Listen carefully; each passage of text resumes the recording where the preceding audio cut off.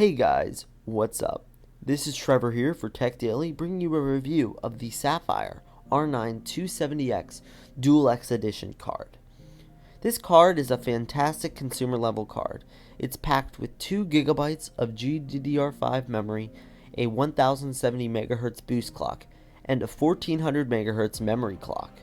Inside the box itself includes the card, of course, obviously, a crossfire bridge, a DVI to VGA adapter, 2 Molex to PCI Express power adapters, and of course all the fun driver software and manuals. But I mean, who really reads those anyway? This card produces stellar performance in a small 9-inch long form factor. You can expect to play any game you throw at it at least high graphics without having really any major lag issues. The card itself supports Infinity with 2 DVI ports, an HDMI, and an active display port, so you can plug in that third monitor. The Dual X edition of the card means that it has 2 fans cooling speeds, so you can expect to get some really awesome temperatures for your performance. The computer I used to test this card is shown on the screen. Now let's take a look at the card's performance. The first test I did was with Firmark, a benchmark that maxes out the GPU to do some stress testing. The card did really decently on this by only reaching around a max temperature of 75 degrees Celsius, compared to idle, which is around 45 to 50 degrees Celsius.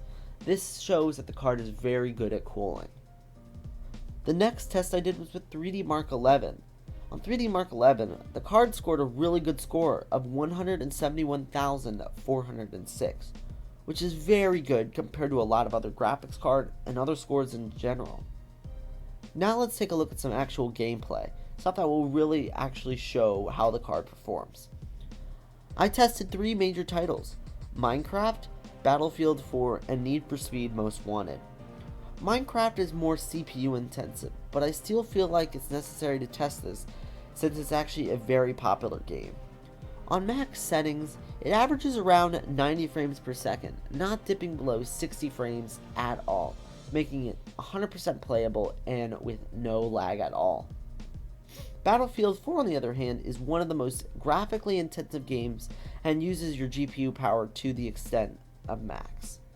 On ultra settings at 1080p, it had an average of 47 frames per second, but had some random lag spikes that dropped the FPS down to around 17, but it was still very playable because those lag spikes were very unnoticeable.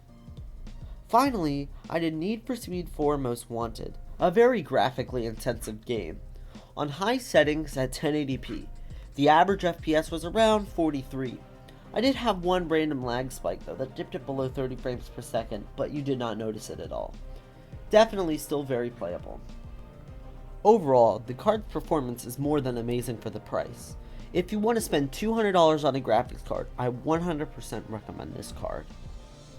Anyway guys, thanks for watching. This is my very first video. What do you guys think? Are you going to subscribe? Please like it and comment with your critique down below. I will definitely read them, respond to you, and hopefully improve my channel to make it better for you guys. Thanks for watching. Bye.